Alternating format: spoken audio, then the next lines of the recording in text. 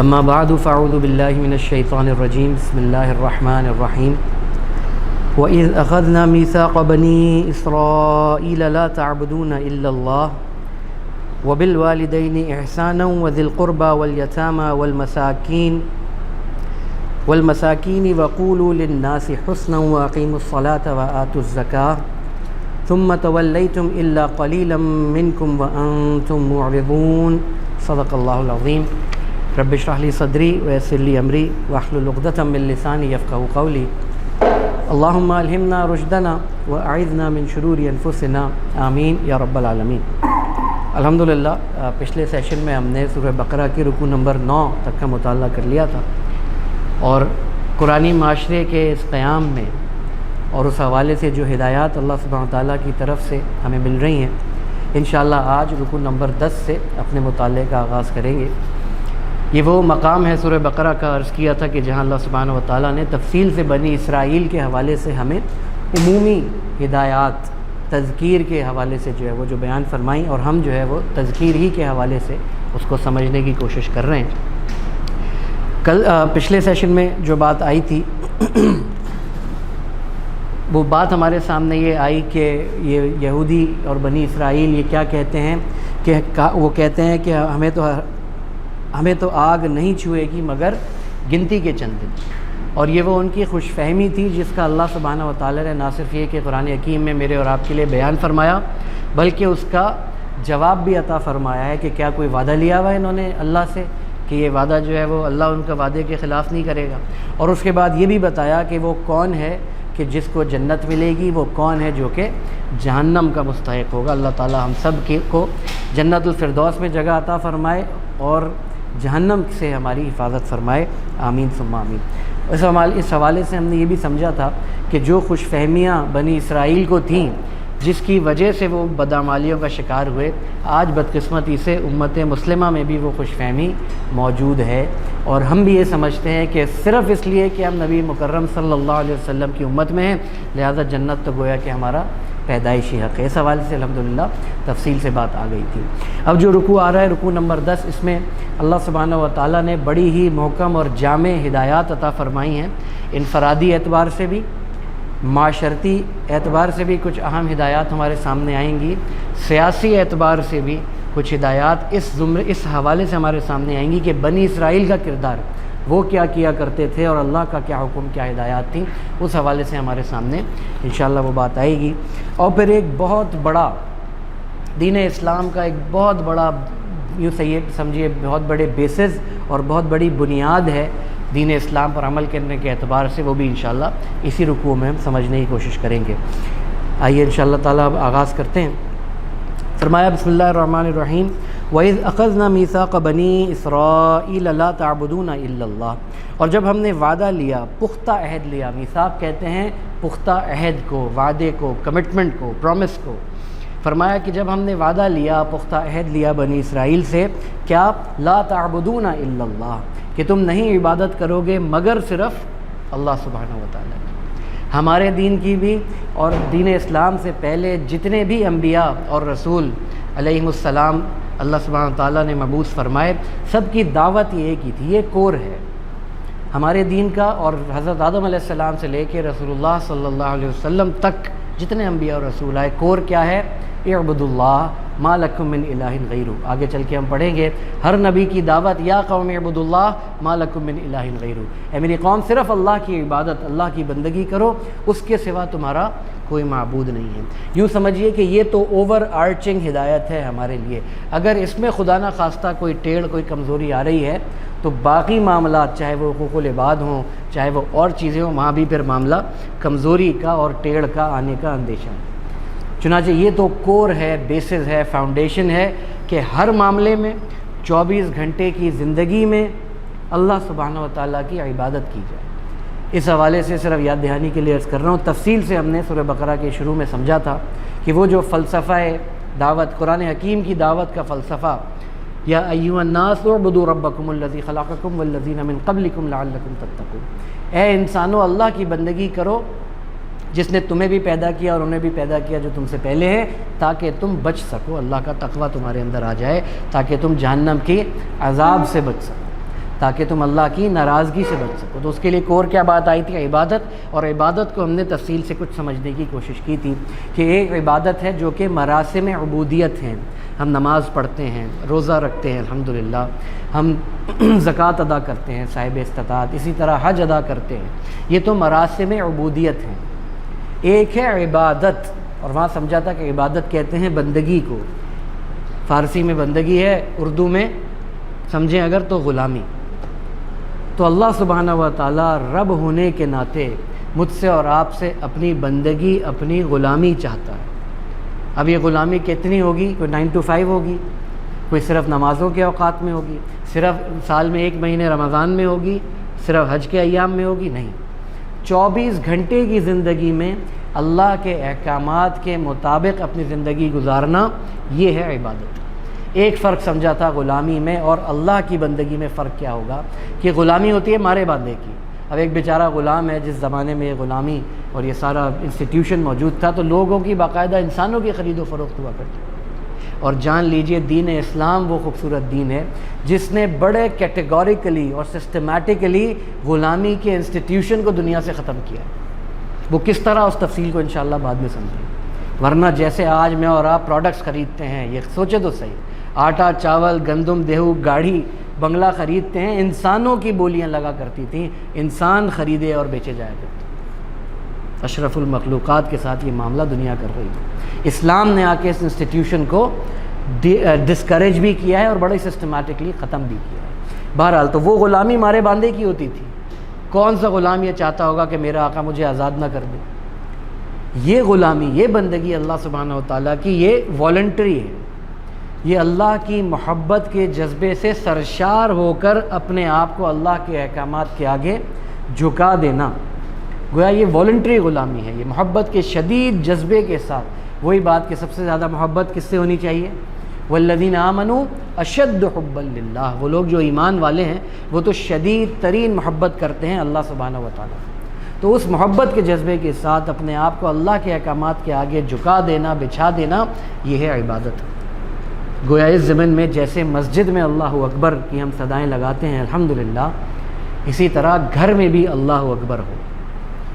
گھر میں معاملات خوشی کے، غمی کے اللہ کے احکامات کے مطابق چل رہے ہیں۔ بازار میں بھی اللہ اکبر ہو، خرید و فروخت، ٹریڈنگ، یہ اگریمنٹس، یہ کانٹریکٹس، یہ کسٹمر سپلائی ریلیشن شپس، یہ سب اللہ کے احکامات کے مطابق ہو۔ کورٹ میں بھی اللہ اکبر ہو۔ کوئی حکم جج جو ہے وہ اس کا یہ اختیار ہی نہیں ہے کہ اللہ کے احکامات سے باہر نکل کے یا دین اسلام کی شریعت سے باہر نکل کے کوئی فیصلہ دے سکے۔ آج چل رہا ہے نا الحمدللہ، پھر علماء محنت بھی کر رہے ہیں، جو کچھ بھی قادیانیت کے حوالے سے اس وقت ہو رہا ہے، علماء کی محنت الحمدللہ۔ ابھی پرسوں غالباً جمعرات کے دن جو ہے وہ اس پر ایک تیسرے ریویو کے بعد ایک پازیٹیو، ایک قابل تحسین جو ہے وہ حکم نامہ آیا ہے کورٹ کی طرف سے۔ اسی طریقے سے پارلیمنٹ میں بھی اللہ اکبر، ڈیموکریسی اپنے وہ مادر پدر آزاد اسپرٹ کے ساتھ اسلام میں اس کی اجازت نہیں ہے۔ ہاں الحمدللہ پاکستان کی کانسٹیٹیوشن میں ایٹ لیسٹ پرنسپل کلاز کی حد تک یہ لکھا ہوا ہے کہ no legislation can be passed repugnant to the Quran and Sunnah. Pakistan میں کوئی قانون سازی خلاف سنت یا اللہ اور اس کے رسول صلی اللہ علیہ وسلم کے احکامات کے برخلاف نہیں ہو سکتی۔ پرنسپل کلاز الحمدللہ موجود ہے۔ تو یوں سمجھیے کہ ہم نے پرنسپلی اپنے کانسٹیٹیوشن کو اور اپنی ڈیموکریسی کو مسلمان کیا ہوا ہے۔ کمزوری کہاں آ رہی ہے؟ کمزوری اس کی اپلیکیشن میں ہے، کمزوری اس کی امپلیمنٹیشن میں ہے، اس کے عمل درآمد کرنے میں۔ تو بہرحال جیسے عرض کیا، پارلیمنٹ میں بھی اللہ اکبر ہوگا، اللہ ہی بڑا ہوگا۔ تو یہ عبادت کا جو وسیع تر تصور پہلے پیش کیا تھا، یاد دہانی کے لیے عرض کر رہا ہوں۔ ایک انفرادی زندگی میں اللہ اکبر، اجتماعی سطح پر معاشرتی معاملات ہوں اللہ اکبر، خاندان کے معاملات ہوں اللہ اکبر، بازار ہے، خرید و فروخت ہے اللہ اکبر، سیاست ہے، پارلیمنٹ ہے، عدل ہے یا عدل کے وہ گھر ہیں، ججز ہیں یا اسی طریقے سے کورٹس ہیں، وہاں پر بھی کون بڑا ہوگا؟ اللہ بڑا ہوگا۔ اگر یہ ہم کرتے ہیں، اور یہی وہ قرآنی معاشرہ ہے جو الحمدللہ ٹرسٹ جمعیت تعلیم القرآن جس کے قیام کی جد و جہد کر رہی ہے۔ منزل ابھی بہت دور ہے، لیکن ہمارا کام کیا ہے؟ ہمارا کام منزل تک پہنچنا نہیں، بلکہ منزل کی طرف اپنی ایفرٹس، اپنی کوششیں، اپنا تن من دھن لگا دینا پورے پیشن کے ساتھ، یہ میرا اور آپ کا کام ہے۔ قرآنی معاشرہ قائم کب ہوگا؟ جب اللہ سبحانہ و تعالیٰ کا حکم ہوگا، ہو کر رہے گا، یہ ہم سمجھتے آئے ہیں الحمدللہ۔ قیامت سے پہلے پوری دنیا پر اللہ سبحانہ و تعالیٰ کا دین اسلام نافذ ہو کر رہے گا، ہر گھر میں کلمہ پہنچے گا، یا تو کچھ لوگ اس کلمے کو تسلیم کر لیں گے، عزت پا جائیں گے، مسلمان ہو جائیں گے، اور اگر مسلمان نہ بھی ہوئے تو نظام کے معنی میں کلمہ ہر گھر تک پہنچے گا کہ وہ اسی نظام کے تحت اپنی زندگی گزاریں گے۔ اللہ تعالیٰ ہمیں اس کام کو سمجھنے، اور یہ جو اتنا بڑا اتنا عظیم مقصد اللہ نے امت مسلمہ کو دیا، اور مجھے اور آپ کو ایک پلیٹ فارم دے دیا الحمدللہ جمعیت تعلیم القرآن کی شکل میں، کہ ہم اس کام کے لیے اپنی جد و جہد کریں۔ اللہ تعالیٰ ہم سب کو قبول فرمائے، آمین ثم آمین۔ تو پہلی بات جو عرض کی ہدایت کیا ہے؟ لا تعبدون الا اللہ، اللہ کے سوا کسی کی عبادت نہ کرو۔ وبالوالدین احسانا، اور ماں باپ کے ساتھ اس نے سلوک کرنا، یہ بھی وعدہ بنی اسرائیل سے بھی لیا، مجھ سے اور آپ سے بھی۔ قرآن حکیم میں کم و بیش 5 مرتبہ اللہ اپنے حق کے عبادت کے بعد والدین کے ساتھ اس نے سلوک کی ترغیب اور اس کا حکم عطا فرماتا۔ یہ اتنا امپورٹنٹ ہے، اس کی تفصیل اپنے صحیح اسپرٹ کے ساتھ تو چل کے پڑھیں گے انشاءاللہ سورہ بنی اسرائیل کے رکوع نمبر 2 اور 3۔ یہاں اتنا سمجھ لیں کہ اللہ اپنے حق کی عبادت کے فوراً بعد کس کی بات کر رہا ہے؟ ماں باپ کے ساتھ اس نے سلوک کرنا، یہاں تک کہ اگر وہ کافر بھی ہوں، مشرک بھی ہوں، تب بھی ہاں ان کی بات تو نہیں مانی جائے گی کہ جس میں وہ شرک پر کوئی مجبور کر رہے ہوں یا کسی گناہ کے لیے مجبور کر رہے ہوں، یا اگر مسلمان ماں باپ بھی ہیں خدا نخواستہ کسی سچویشن میں کسی گناہ پہ مجبور کر رہے ہیں تو وہ بات تو نہیں مانی جائے گی۔ کیوں؟ کیونکہ اللہ کے نبی صلی اللہ علیہ وسلم نے ایک پرنسپل ہمیں عطا فرما دیا، فرمایا کہ لا طاعت لمخلوق فی معصیۃ الخالق، او کما قال علیہ الصلوۃ والسلام، کہ کسی مخلوق کی بات نہیں مانی جائے گی ایسی سچویشن میں کہ جہاں خالق کی نافرمانی ہو رہی ہے۔ لیکن ماں باپ جو بات عرض کر رہا تھا، اگر مشرک کافر بھی ہیں تب بھی ان کے ساتھ حسن سلوک کا جو ان کا حق ہے وہ برقرار رہے۔ ہم کیا جانیں، الحمدللہ ہم تو مسلمان گھروں میں پیدا ہوئے۔ غور کیجئے وہ صحابہ کرام، خاص طور سے نوجوان صحابہ کرام، ایک صحابی تھے ان کی والدہ نے بھوک ہڑتال کر دی کہ کھانا نہیں کھاؤں گی جب تک کہ اپنے دین یعنی شرک میں واپس نہیں آ جائے گا۔ اب ایمان پر ڈٹے بھی رہنا ہے اور وہ شرک کی بات بھی نہیں ماننی، اور والدہ کے ساتھ جو حسن سلوک کا معاملہ ہے وہ اپنی جگہ اختیار رکھنا ہے، وہ فرض ہے۔ حضرت مصعب بن عمیر رضی اللہ تعالیٰ عنہ کہاں آج کے دور کے اعتبار سے اگر کہیں تو گوچی اور لوئی ویتون سے نیچے جوڑا نہیں پہنا کرتے تھے، گوچی اور لوئی ویتون سے نیچے پرفیوم نہیں لگایا کرتے تھے، امپورٹڈ پرفیومز، امپورٹڈ کپڑوں کے بنے ان کے خاص برانڈڈ، آج کے دور کی زبان حوالے سے عرض کر رہا ہوں، یمن اور شام سے ان کے خاص کپڑے، خاص خوشبوئیں آیا کرتی تھیں، جہاں سے گزر جاتے لوگوں کو پتہ چل جاتا تھا یہاں سے مصعب گزرا ہے رضی اللہ تعالیٰ عنہ۔ جب ایمان لائے ہیں تو نیم برہنہ کر کے گھر سے نکالا گیا۔ ایمان کی وہ طاقت عطا کرتی ہے۔ پھر یہ قرآن اور رسول صلی اللہ علیہ وسلم ہمارے لیے سنت رسول صلی اللہ علیہ وسلم کہ ایمان پر تو ڈٹے رہنا ہے، لیکن والدین کے ساتھ اس نے سلوک کا معاملہ وہ اپنی جگہ برقرار رہے گا۔ اگلی بات، اگلا حق کس کا ہے؟ وذی القربیٰ، اور قرابت داروں کے ساتھ اس نے سلوک کرو، والیتامى، اور یتیموں کے ساتھ، والمساکین، اور مسکینوں کے ساتھ، وقولوا للناس حسنا، اور لوگوں سے کہو اچھی بات، بھلی بات۔ یہ کیا کردار ہمارے سامنے آ رہا ہے؟ بنی اسرائیل کو کہا جا رہا ہے، ہمارے لیے بھی یہی ہدایات ہیں۔ سورہ اس کا جو یوں سمجھیے کہ کلائمیکس ہے، ایک نیک انسان کیسا ہوتا ہے، یہ چل کے پڑھیں گے انشاءاللہ سورہ بقرہ آیت نمبر 177 میں۔ لیکن یہاں جو نقشہ کھینچا جا رہا ہے وہ کیا ہے؟ والدین کے ساتھ سب سے پہلی بات، اللہ کے سوا کسی کی عبادت نہیں کی جائے۔ تو ایک بڑا ہی محکم، بڑا مستحکم، اپنے کنوکشن کے اوپر اللہ کی بندگی پر ڈٹے رہنے والا شخص، مرد ہو یا عورت، وہ اس کی ایک پکچر کھینچی جا رہی ہے۔ پھر والدین کے ساتھ اس نے سلوک، اپنے قرابت داروں کے ساتھ اس نے سلوک کا معاملہ، اپنے یتامہ جو یتیم لوگ ہیں معاشرے کے اندر ان کے ساتھ بھلی بات کہو، جو ہے وہ اس نے سلوک کا معاملہ کرو، مساکین جو ضرورت مند ہیں اس نے سلوک کا معاملہ کرو، اور ان جنرل بھی وقولوا للناس حسنا، لوگوں کے ساتھ ہمیشہ بھلی بات کیا کرو۔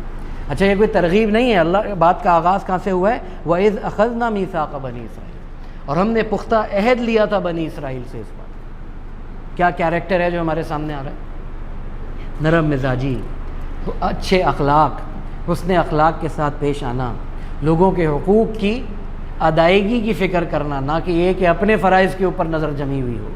اب یہ ساری میں تشریح میں یوں کہیے کہ ایک ترجمانی اور سمجھنے سمجھانے کے لیے یہ باتیں عرض کر رہا ہوں، لیکن جو کیریکٹر آ رہا ہے بڑا ہی حسن اخلاق والا، ایک اچھے اخلاق والا شخص، کہ جو کہ بنی اسرائیل کو بھی اس کا وعدہ لیا گیا، اور آج میرے اور آپ سے بھی اللہ سبحانہ و تعالیٰ کو یہی مطلوب ہے۔ اللہ تعالیٰ ہمیں اس کو سمجھنے کی توفیق عطا فرمائے اور اس پر عمل کرنے کی توفیق عطا فرمائے۔ اگلی بات اب حقوق اللہ کا معاملہ، وَأَقِيمُوا الصَّلَاةَ وَآتُوا الزَّكَاةَ، اور دیکھنا نماز قائم کرنا اور زکوٰۃ دیتے رہنا۔ کہ نماز اور زکوٰۃ، جب بھی یہ نماز اور زکوٰۃ آتے ہیں، علماء نے یہ بات بیان فرمائی کہ تمام جو فرائض ہیں، جو بنیاد ہیں اسلام کی، نماز روزہ زکوٰۃ، اکثر و بیشتر وہ تمام کے تمام فرائض وہ جو ہے وہ یہاں پر مطلب یہی ہوتا ہے کہ چاروں فرائض یا جتنے بھی فرائض و واجبات ہیں ان کی بات ہے جو یہاں پر آ رہی ہے۔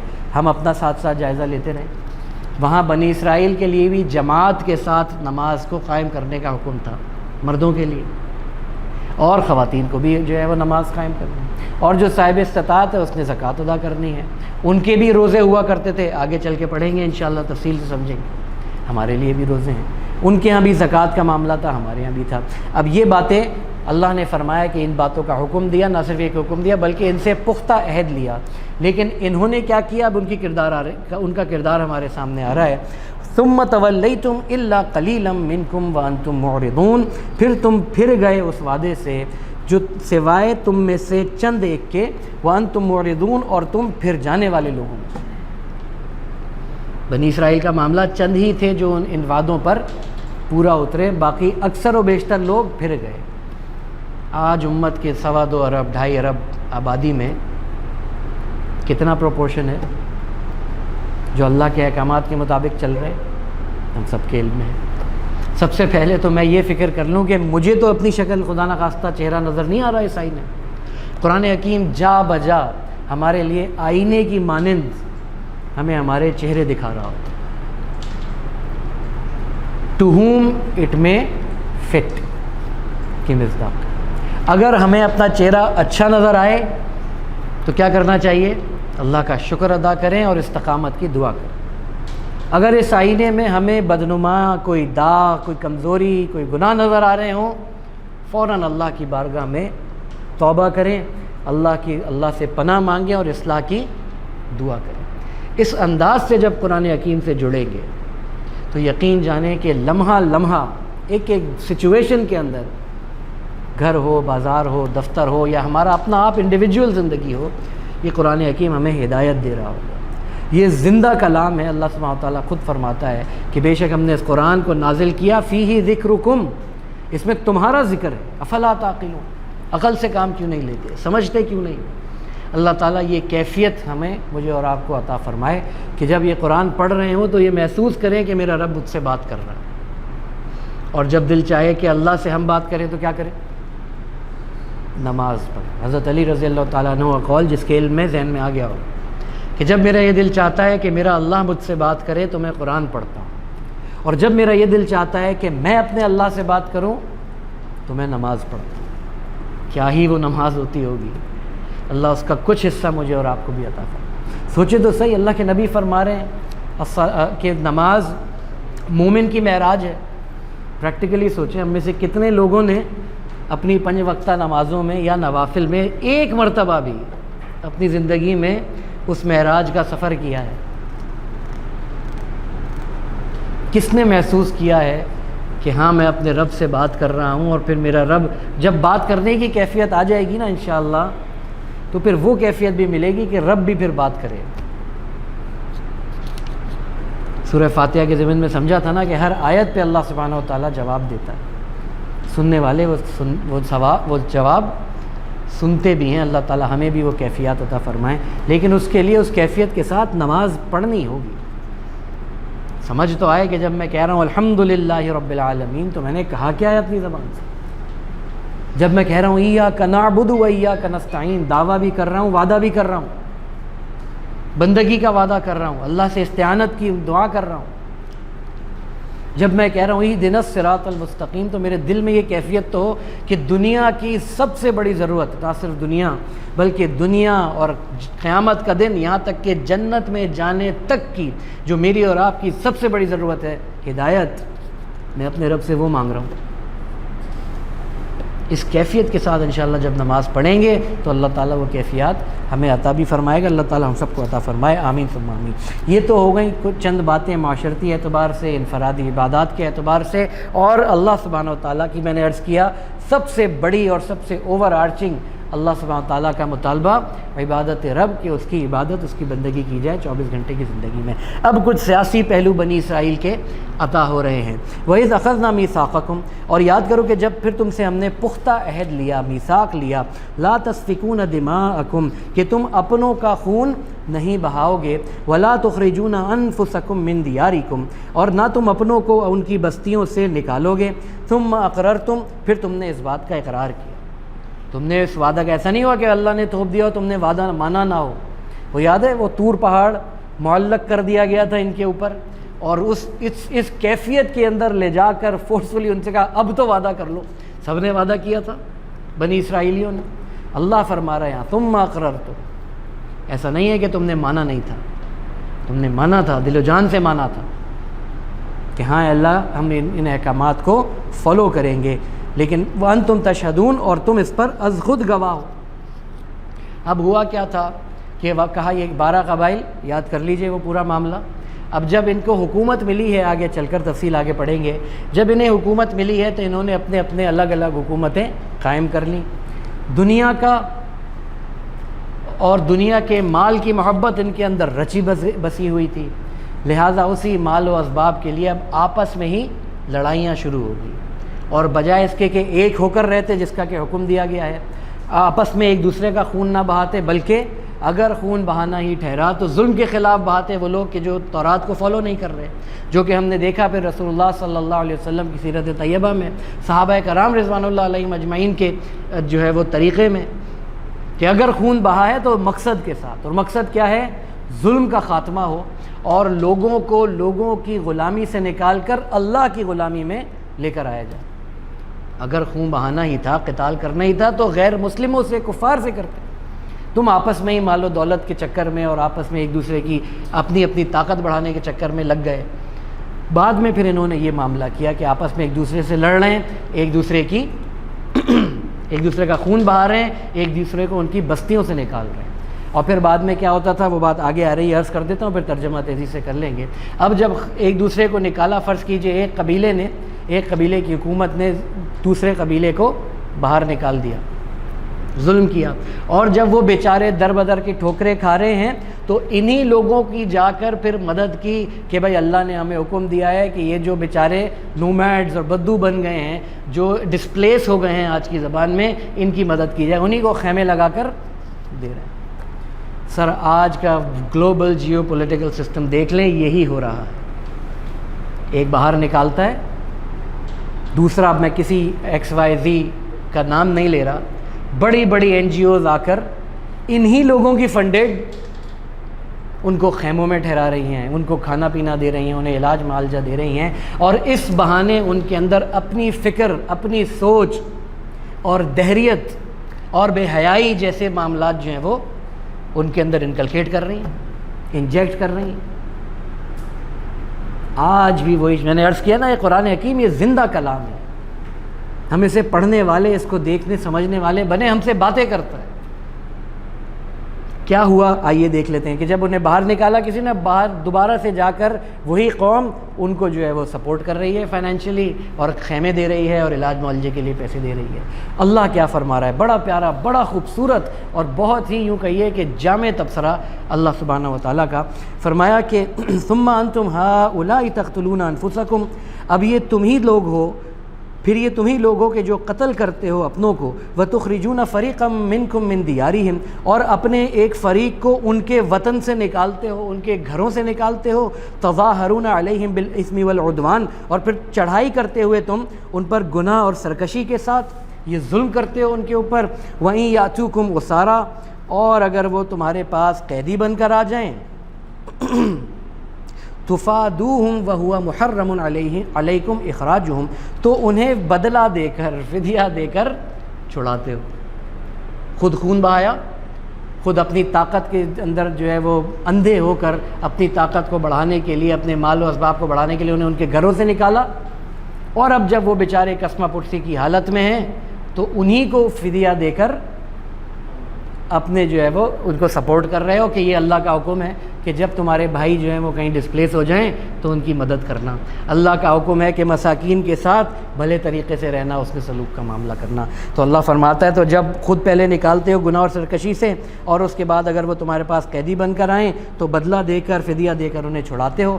وَهُوَ مُحَرَّمٌ عَلَيْكُمْ إِخْرَاجُهُمْ، حالانکہ ان کا نکالنا ہی تم پر حرام کر دیا گیا تھا.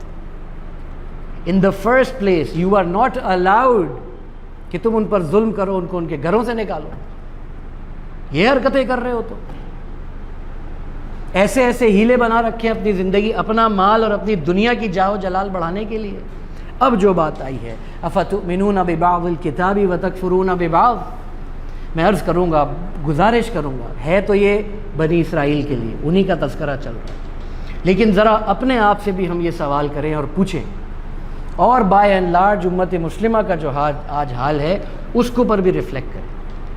اللہ فرما رہا ہے افتؤمنون ببعض الکتاب وتکفرون ببعض، کیا تم ہماری کتاب کی کچھ باتوں کو مانتے ہو اور کچھ کا انکار کرتے ہو؟ فما جزاء من يفعل ذلك منکم الا خزي فی الحیاۃ الدنیا، تو تم میں سے جو کوئی ایسا کرے گا، ایسی روش اختیار کرے گا کہ کچھ تو مان لیا اور کچھ کو چھوڑ دیا، جو اچھا لگا لے لیا، جو اچھا نہ لگا، جس میں مشکل آئی وہ اللہ کے حکم کو پس پش ڈال دیا، جہاں آسانی ہوئی وہ کر لیا، جہاں ذرا مشکل پیش آئی، ذرا مال لگ رہا ہے، جان لگ رہا ہے، محنت لگ رہی ہے، اس کو پس پش ڈال دیا. جو کوئی تم میں سے ایسا کرے گا کہ آدھا کچھ لے لیا اور کچھ چھوڑ دیا، جو کوئی دین کے حصے بکھرے کرے گا، جو اللہ کے احکامات کے حصے بکھرے کرے گا، تو اس کے ساتھ کیا معاملہ ہے کہ نہیں ہے اس کے سوا. تو تم میں سے جو ایسا کرے گا اس کی کیا سزا ہے؟ الا خزی فی الحیات الدنیا، سوائے اس کے کہ دنیا کی زندگی میں رسوائی. پھر عرض کر رہا ہوں ہے تو بنی اسرائیل کے لیے، لیکن آج یہ شکل، یہ صورت کس کی نظر آ رہی ہے؟ بائی اینڈ لارج دنیا کی رسوائی آج کس کا مقدر بنی ہوئی ہے؟ 2.5 ارب مسلمان، 57 ممالک، ہمارے پاس فائنینشیل ریسورسز بھی موجود، ہمارے پاس نیچرل ریسورسز بھی موجود، ہمارے پاس انسانی قوت بھی موجود، ہمارے پاس ٹیلنٹ بھی موجود، لیکن کوئی اوقات، کوئی مقام، کوئی G7 میں، کوئی G9 میں، کوئی G13 میں، کوئی ہمارے پاس جو ہے وہ طاقت ہو UN کے اندر، کوئی صحیح نہیں ہے. کیسے کھلم کھلا آج مظالم کی برسات ہو رہی ہے اسرائیل کی طرف سے، اور کوئی ایک مسلم ممالک میں سے کوئی ایک بھی کھڑا ہونے کو تیار نہیں، ہمت نہیں ہے. ذلت و رسوائی آج مسلمان کا، امت مسلمہ کا مقدر بن گئی ہے. اور اقبال نے یہی بات کہی تھی، وہ زمانے میں معزز تھے مسلمان ہو کر، تم خوار ہوئے تارک قرآن. قرآن کو جب تک تھاما اللہ سبحانہ وتعالیٰ نے دنیا میں بھی عروج عطا فرمایا. عرض کی تھی وہ حدیث، پہلے بھی آئی ہے ہمارے سامنے، رسول اللہ صلی اللہ علیہ وسلم نے ارشاد فرمایا، بے شک اللہ سبحانہ وتعالیٰ اس قرآن حکیم کو تھامنے کی بدولت قوموں کو عروج بخشے گا. ان اللہ یرفع بہذا الکتاب اقواما به آخرین، بے شک اللہ سبحانہ وتعالیٰ اس قرآن کو تھامنے کی بدولت قوموں کو عروج بخشے گا، اور اس کو پس پش ڈال دینے کی وجہ سے انہیں ذلیل و رسوا کر دے. ہیں آج کیوں ذلیل؟ کہ کل تک نہ تھی پسند گستاخی فرشتہ ہماری جناب. یہ صرف یہ قوم کا مسئلہ نہیں ہے، یہ ایک فرد کا بھی مسئلہ ہے. فرد کا عروج و زوال اللہ نے اس قرآن کے ساتھ منسلک کیا. انہ لقول فصل وما هو بالہزل، بے شک یہ ایک فیصلہ کن کلام ہے. دنیا کی زندگی میں عروج و زوال اس قرآن کے ساتھ جوڑا ہے اللہ نے مسلمان کا. قبر کی زندگی میں معاملات اور اس میں مدد کا آنا اس قرآن کے ساتھ جڑنے کی بدولت. قیامت کے دن اللہ کے نبی فرماتے ہیں صلی اللہ علیہ وسلم، القرآن حجت لک او علیک، قرآن یا تو تمہارے لیے حجت ہوگا یا تمہارے خلاف حجت ہوگا. ایسا فیصلہ کن کلام کہ میری ہر ٹرانزیشن میں میری کامیابی اور ناکامی کا دار و مدار اس کے ساتھ جڑنے پر، اور میں اگر اسے بلائے بیٹھا ہوں تو یہ کتنی بدقسمتی اور کم قسمتی کا معاملہ ہے۔ یہ مجھے اور آپ کو سمجھنا بھی ہے اور اس کے مطابق پھر اللہ سے مانگنا بھی ہے کہ اللہ ہمیں قرآن کے ساتھ، قرآن حکیم کے ساتھ، سنت رسول صلی اللہ علیہ وسلم کے ساتھ ویسے جوڑ دے جیسا تو چاہتا ہے، اس طرح اس پر عمل کرنے کی توفیق عطا فرما جیسے تو چاہتا ہے۔ یہاں فرمایا کہ کیا ہے اس کی سزا سوائے اس کے کہ زندگی کی دنیا کی زندگی میں رسوائی، وَيَوْمَ الْقِيَامَةِ يُرَدُّونَ إِلَىٰ أَشَدِّ الْعَذَابِ، اور قیامت کے دن وہ جھونک دیا جائے گا شدید ترین عذاب میں۔ ذرا آنکھیں تو ہم کھولیں، کس خوش فہمیوں میں ہیں؟ کس سے بات ہو رہی ہے؟ جو کچھ مان رہا تھا۔ کس سے بات ہو رہی ہے؟ وہ بنی اسرائیل جس سے وعدہ لیا تھا۔ کس سے بات ہو رہی ہے؟ جسے تورات دی گئی تھی، جنہیں حضرت موسیٰ علیہ السلام جیسے جلیل القدر رسول عطا فرمائے، جنہیں امت کا درجہ دیا، جنہیں یہ کہا کہ نہ صرف یہ کہ خود اس تورات پر عمل کرو گے بلکہ دوسروں کو بھی اس پر عمل کرواؤ گے۔ ان سے کہا جا رہا ہے کہ اس کی سوا کوئی سزا نہیں۔ اگر جو کوئی تم میں سے ایسا کرے گا کہ کچھ کو مانے کچھ کو نہ مانے، تو اس کے سوا کوئی سزا نہیں کہ دنیا کی زندگی میں ذلت و رسوائی اور قیامت کے دن جھونک دیا جائے۔ بڑے سخت الفاظ ہیں، جو حضرات ہمارے اور خواتین عربی جانتے ہیں وہ سمجھتے ہیں اس بات کو۔ وَيُرَدُّونَ، جھونک دیا جائے۔ پھر اور بھی الفاظ آ سکتے تھے جو ذرا ہلکی نوعیت کے عربی زبان میں، یہاں کہا گیا یُرَدُّونَ، پھر الی العذاب بھی ہو سکتا تھا، یہاں کہا گیا الی اشد العذاب، کہ قیامت کے دن انہیں جھونک دیا جائے شدید ترین عذاب۔ وَمَا اللَّهُ بِغَافِلٍ عَمَّا تَعْمَلُونَ، اور اللہ غافل نہیں ہے، اس سے بے خبر نہیں ہے جو کچھ تم کر رہے ہو۔ بہت بڑی وارننگ ہے میرے اور آپ کے لیے، اگر خدا نخواستہ ہم پورے دین پر عمل نہیں کریں۔ دلیل کہ یہ بات ہمارے لیے بھی ویلڈ ہے، پہلی دلیل تو یہ کہ قرآن حکیم میں آ رہا ہے اور میرے اور آپ کی سبق آموزی کے لیے ایک ایک آیت، ایک ایک لفظ اللہ نے محکم رکھا ہے اور بامقصد رکھا ہے۔ دوسری دلیل خود قرآن حکیم میں اللہ ارشاد فرماتا ہے کہ پورے کے پورے اسلام میں داخل ہو جاؤ۔ ایمان والوں سے مخاطب ہو کے اللہ فرماتا ہے ادخلوا فی السلم کافہ، پورے کے پورے اسلام میں داخل ہو جاؤ، اور اگر ایسا نہیں کر رہے تو ولا تتبعوا خطوات الشیطان، شیطان کے نقش قدم کی پیروی نہ کرنا، وہ تمہارا کھلا دشمن ہے۔ چنانچہ پورے کے پورے دین پہ عمل کرنا ہم سب کی ذمہ داری ہے۔ جتنا میرے اور آپ کے بس میں ہے اس پر ڈے ون سے رائٹ اوے اس پر عمل کیا جائے، جتنا بس میں نہیں ہے اس کی کوشش کی جائے گی۔ پرانی معاشرے کے قیام کی کوشش، دعوت کی کوشش، لوگوں کو اللہ کے کلام سے جوڑنا، اللہ کے نبی صلی اللہ علیہ وسلم کی سیرت مطہرہ ان کے سامنے رکھنا، کتنا بڑے عظیم ترین لیڈر اللہ نے بھیجے، ان کی سنت، ان کی سیرت لوگوں کے سامنے پیش کرنا۔ سب سے پہلے تو خود مسلمانوں کو اس وقت جوڑنا ہے قرآن سے اور سنت مطہرہ سے صلی اللہ علیہ وسلم، تو اس کی کوشش کی جائے گی۔ چنانچہ اللہ تعالیٰ اس بات کو ہمیں سمجھنے کی توفیق عطا فرمائے اور ہمیں پورے کے پورے دین پر عمل کرنے کی توفیق عطا فرمائے۔ اس رکوع کی اب آخری آیت ہے، پڑھ لیتے ہیں انشاءاللہ۔ آج کے سیشن کا پھر اختتام کریں گے۔ یہ ہوتا کیوں ہے اللہ نے یہ بتایا، اللہ نے انسان کی سائیکالوجی یہاں بتائی ہے کہ یہ کچھ پہ عمل کرنا، کچھ کو پس پش ڈال دینا، یہ ہوتا کیوں ہے۔ اس کی پہلی وجہ تو یہ ہے کہ دنیا کی محبت دل میں آ جائے اور دنیا کی زندگی کو آخرت کی زندگی پر ترجیح دی جائے گی، تو یہی ہوگا۔ اچھا پورا کیوں نہیں چھوڑ دیتے؟ سوچے نا، اگر نہیں ماننا تو پھر پورا ہی چھوڑو۔ نہیں، پورا تو نہیں چھوڑ سکتے، مسلمانوں کی صفوں میں تو رہنا ہے۔ عبداللہ نام ہے، عبد الرحمن نام ہے، عبد الرب نام ہے، عبد الغنی نام ہے، اس کا بھی تو پاس رکھنا ہے۔